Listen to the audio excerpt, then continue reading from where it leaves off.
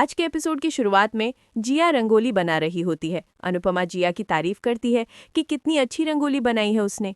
आगे दिखाया जाता है कि देविका अनुपमा को थैंक यू बोलती है। अनुपमा पूछती है कि देविका उसे थैंक यू क्यों बोल रही है। देविका बताती है कि उसे और राही को एक साथ देखकर उसे ऐसा लगा कि माँ तन से नहीं मन से बनती है और उसे इतना बड़ा कदम उठाने की हिम्मत मिली कि उसने जिया को लिया। देविका आगे बताती है कि जब वो वापस आई और जिया को फोन किया तो उसे पता चला कि इस बच्चे की माँ अब इस दुनिया में नहीं रही। देविका आगे बताती है कि ये देखकर उसका दिल टूट गया था। देविका बताती है कि फिर जब उसने इस बच्ची को देखा तो उसके मन ने पूरी तरह से उसे अपना बनाने का सोच लिया था और फिर उसने इस बच्ची को गोद ले लिया। ये सुनकर अनुपमा को राही का बचपन याद आ जाता है। अनुपमा देविका को बोलती है कि उसने बहुत अच्छा किया। अनुपमा देविका को बताती है कि दुनिया के लिए ये अडॉप्शन अलग बात होगी लेकिन हमारे लिए नहीं है। अनुपमा बताती है कि हमारे यहाँ तो भगवान की माँ अलग और पालने वाली माँ अलग होती है। देविका अनुपमा को बताती है कि उसे लगा था कि कैंसर उसे हरा देगा। अनुपमा बताती है कि उसे कुछ नहीं होगा। अनुपमा आगे बताती है कि जिसके जीवन में जिया है उसे कुछ कैसे हो सकता है। अनुपमा आगे बताती है कि देविका की नई जिंदगी शुरू होने वाली है। देविका भी बोलती है कि अनुपमा की भी नई जिंदगी शुरू होने वाली है मुंबई में। देविका अनुपमा को बोलती है कि मुंबई से उसकी बहुत यादें हैं। अनुपमा बताती है कि उसे मुंबई बहुत पसंद है लेकिन उसे यहाँ का डर है। देविका अनुपमा से पूछती है कि यहाँ क्या है, यहाँ तो सब ठीक है।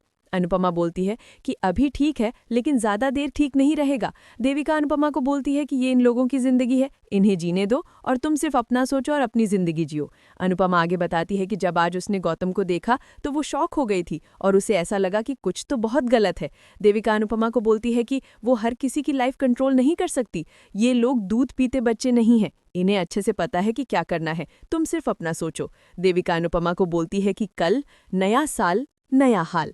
दूसरी तरफ दिखाया जाता है कि मोटिबा तैयारी कर रही होती है। तभी वो गौतम को देखती है और बोलती है कि वो ये सब ना करे। गौतम कहता है कि उसे करने दे, इसमें उसे खुशी मिलती है। मोटिबा वहां से चली जाती है। तभी वहां माही आती है और वो गौतम को देखती है और उसकी तरफ आ रही होती है। तभी वहां लाइट का तार होता है। गौतम माही को उससे बचा लेता है और दोनों नीचे गिर जाते हैं। गौतम माही से कहता है कि अगर उसे करंट लग जाता तो क्या होता।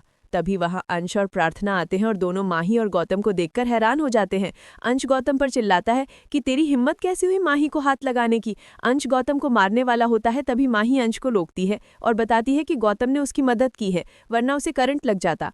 तभी प्रार्थना माही को बताती है कि वो गौतम को नहीं जानती, ये आदमी गलती से भी सही नहीं हो सकता।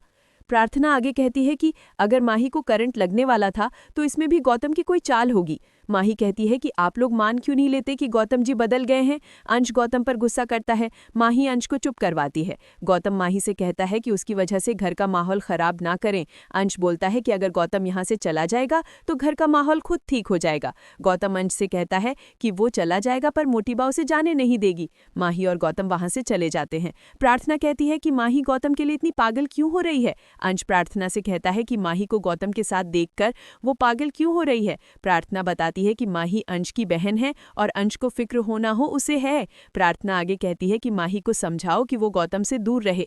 दूसरी तरफ अनुपमा और बाकी सब नया साल सेलिब्रेट करते हैं। अनुपमा जिया से कहती है कि वो अपनी मम्मी के साथ हमेशा खुश रहे। अनुपमा सबको कह रही होती है कि हर साल उन्हें 365 मौके देता है, अगर उनमें से कोई एक मौका ले लो तो पूरा साल सफल हो जाता है। उसके बाद तोइम कहता है कि नया साल बहुत अच्छा है, उसे नौकरी मिल गई। देविका बताती है कि वो माँ बन गई है। जसप्रीत और बाकी सब खुश होते हैं कि वो मुंबई जा रही है। सब मुंह मीठा करते हैं। अनुपमा ईशानी को देख रही होती है और उसके पास जाने लगती है। तभी देविका उसे रोक लेती है। अनुपमा सबको कह रही होती है कि अगर वो सब रेडी हैं तो वे लोग कुठारी मैंशन चले। अनुपमा बताती है कि अगर वे लोग समय पर वहां नहीं पहुंचे तो वसुंधरा बहन गुस्सा करेंगी। उसके बाद सब वहां से चले जाते हैं। अनुपमा पाखी से पूछती है कि वो ठीक है। अनुपमा ईशानी से कहती है कि वो तैयार क्यों नहीं हुई। ईशानी बताती है कि उसका मन नहीं है वहां जाने का। पाखी ईशानी से कहती है कि वो रेडी होकर आए। दूसरी तरफ राही देखती है कि प्रेम फोन पर किसी से चैट कर रहा होता है। राही प्रेम से पूछती है कि वो कैसी लग रही है। प्रेम बताता है कि वो अच्छी लग रही है। राही को परी की बातें याद आती हैं। राही प्रेम से कहती है कि उन्होंने प्लान नहीं किया था लेकिन इन दोनों का रंग एक जैसा है। प्रेम हाँ में जवाब देता है कि दोनों कितने अच्छी लग रहे हैं। राही शॉक हो जाती है। राही प्रेम के हाथ से फोन ले लेती है। प्रेम उससे कहता है कि ये गलत है, किसी का ऐसे फोन लेना ठीक नहीं। प्रेम राही से फोन वापस वापस ले लेता है और वहां से जाने लगता है। तभी राही पूछती है कि क्या वो उससे कुछ छिपा रहा है। प्रेम कहता है कि राही को जलन हो रही है और वहां से चला जाता है। दूसरी तरफ मोटीबा पराग से कह रही होती है कि उसे इस परिवार की खुशियां वापस चाहिए। मोटीबा कहती है कि गौतम के बाद बिजनेस में नुकसान हो रहे हैं, प्रेम अपने सपनों की तरफ है और अंश किसी काम का नहीं है। पराग कहता है कि और मैं क्या, मैं भी किसी काम का नहीं हूं। पराग आगे कहता है कि मोटीबा एक कांटा उठाकर लाई है जो एक दिन जरूर उसे चुभेगा। मोटीबा जवाब देती है कि पराग जो फूल उठाकर लाया है उसने क्या किया है। दूसरी तरफ माही गौतम की पट्टी कर रही होती है। गौतम माही से कहता है कि वो इतनी परेशान क्यों हो रही है, ये दर्द उसकी किस्मत में है। माही कहती है कि किस्मत बदली भी जाती है। माही रो रही होती है। गौतम उससे पूछता है कि क्या हुआ। माही बताती है कि दर्द उसकी भी किस्मत में है, तो बस दर्द ने दर्द को पहचान लिया। माही आगे कहती है कि वो पहले अकेली थी लेकिन अब उसके साथ भी कोई है।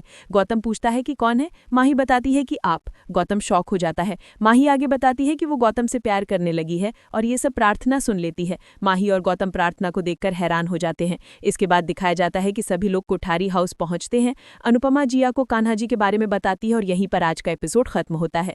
अगले एपिसोड में दिखाया जाता है कि माही गौतम का हाथ पकड़े होती है और अनुपमा को माही पर शक होता है। मोटीबा अनुपमा से कहती है कि अनुपमा आराम से जाए, अनुपमा के सपने, अनुपमा का आसमान सब इंतजार कर रहे हैं। मोटीबा आगे कहती है कि अनुपमा यहाँ की चिंता बिल्कुल न करे। अनुपमा मोटीबा से कहती है कि बच्चों को जब जब माँ की जरूरत होगी उनकी माँ आ जाएगी। आगे दिखाया जाएगा कि अनुपमा गौतम और माही को देखती है और शॉक हो जाती है। प्रार्थना अनुपमा से कहती है कि कहानी बहुत आगे निकल गई है और अब अनुपमा को ही कुछ करना होगा।